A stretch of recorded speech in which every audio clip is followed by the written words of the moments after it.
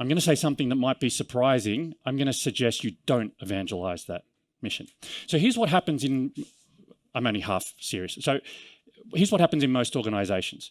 And we work with the most senior leaders in large organizations. They spend weeks and months deep in data, analyzing marketplace, forces of change, everything that's going on in order to come up with clear goals, clear strategies, align the structure, and all that good stuff that executives are paid to do, right?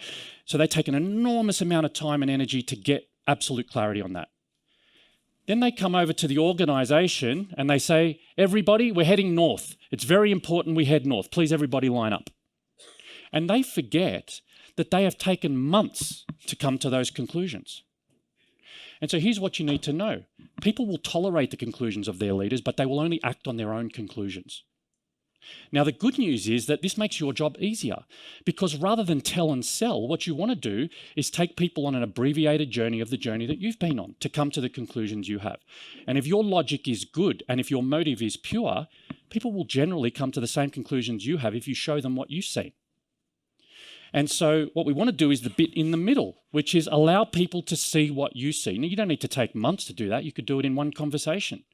You could say to them, look, the executive team's been working, as you would expect, we've been working through all these forces and data and all that stuff.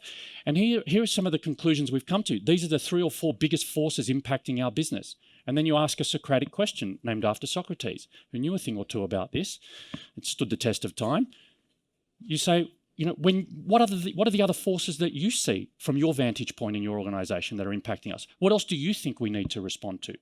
Now you have them with you looking at the same thing, not over there sitting back saying, all right, sell me on this, boss. Right. So I want you to exert less energy for far greater impact, and that is a much better way to do it. If you find yourself telling and selling, you've already lost.